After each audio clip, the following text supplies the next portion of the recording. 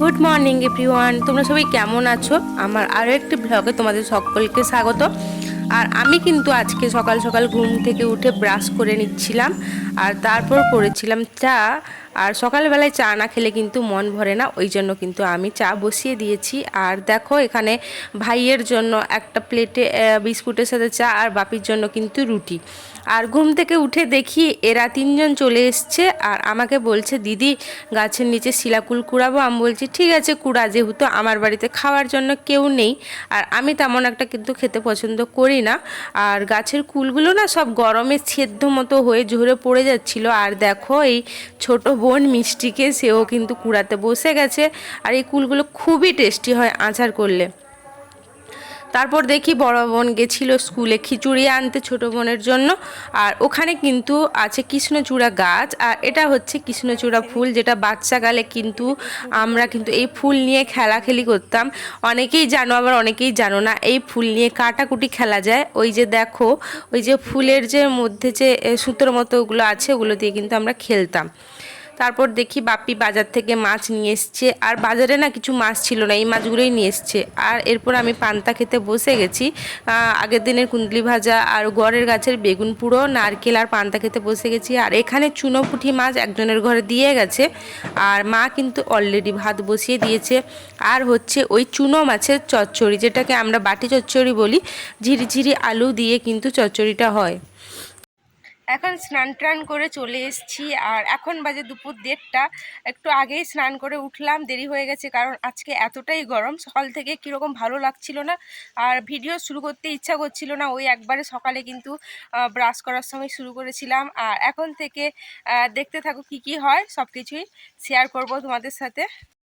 আজকে দুপুরে হয়েছিল চুনো মাছের ভাজা, ছিল ভোলা মাছ, আর চুনো মাছের বাটি চচ্চড়ি হয়েছিল। আর এখানে তো ভাত আছে, এখানে ভোলা মাছের কিন্তু টক। এতটা গরম যে আর বাড়িতে থাকা গেল না, ওই জন্য কিন্তু আমি বেরিয়ে এসেছি মাঠের দিকে। আর আমার চুলের অবস্থাটা দেখো, গরমে আজকে শ্যাম্পু করেছিলাম, বেশ উস্কো খুস্কো হয়ে গেছে। আর এখন একটু নামছি মাঠে, কারণ এখানে হচ্ছে বাতাস। দেখো এই বেড়ালটা আমাদের বাড়ির বেড়াল নয়, কিন্তু ওই পাড়ার বেড়াল আমাদের বাড়িতে আসে, মাছ খেয়ে যায়।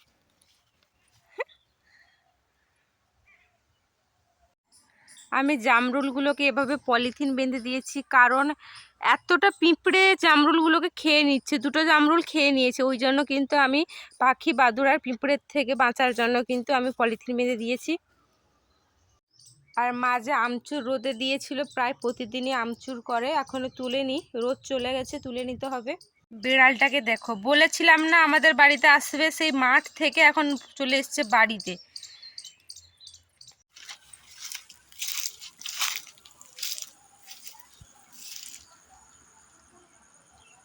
কত আশা নিয়ে এলাম পেয়ারা তুলতে, আর পেয়ারার অবস্থা দেখো। উপরে দেখলাম ভালো, ছুটে ছুটে এলাম যাতে পাখি না খায়, আর এসে দেখি দেখো ভিতরে কিচ্ছু নাই। এই হচ্ছে আমার ঘরের অবস্থা। জামরুল বলো, পেয়ারা বলো, যা ফল বলো, সব খেয়ে নেয়।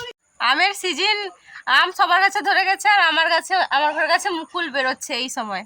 এটা 12 মাসি আম গাছ। আর বিকালবেলায় কিন্তু আমি চা খেতে বসে গেছি, আর মা কিন্তু পাশে বসছিল, আর মায়ের সাথে গল্প করছিলাম যে দেখো ইউটিউবে ভিডিও করছি কিন্তু কোনো ভিউজ হচ্ছে না, আমার কিন্তু মনটা খারাপ লাগছে। আর ওই কারণেই মাকে বলছি যে দেখো আমি কীরকম ভিডিও করব, কীরকম করব না বুঝতে পারছি না, কারণ আমি তো আমার ডেলি লাইফস্টাইলই শেয়ার করি। আর আমার যত দুঃখ কষ্ট যা কিছু হয় আমি কিন্তু আমার মায়ের সাথে শেয়ার করি, আর মায়ের সাথে গল্প করলে কিন্তু আমার মনটা ভালো হয়ে যায়। মাও বলছিল কর, একদিন না একদিন তুই সাকসেস পাবি। আর সন্ধ্যাবেলায় মা করেছিল কিন্তু ছোলা সেদ্ধ। আমি এখন রান্নাঘরে চলে এসেছি, আর মা এদিকে ছোলা সিদ্ধ করলো, ভাইকে দেবে। আর এতটা গরম পড়েছে, আমি একদমই ভিডিও করতে পারছি না, ফোন তো আগুন হয়ে যাচ্ছে, আর নিজের অবস্থাও খারাপ।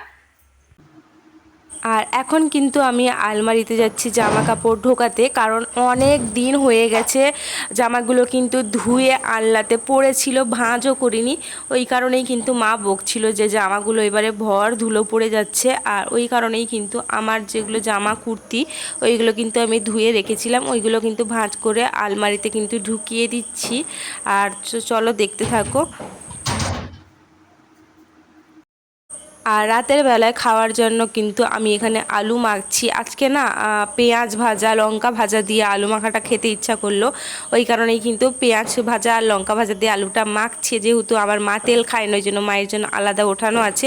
আর রাতে হয়েছিল কিন্তু ডাল আলু মাখা ভাত, কিন্তু গরমে আমার খুব ভালো লাগে। আর সাথে নিয়েছিলাম কিন্তু বাড়ির লেবু আচার, খাওয়াটা কিন্তু জমে গেছিলো। আমি খেয়ে দিয়ে এসে একটু শুয়েছি, এখনও মশারি করিনি। আর শরীরটা ভালো লাগছে না, ওই জন্য কিন্তু শুয়ে গেছি।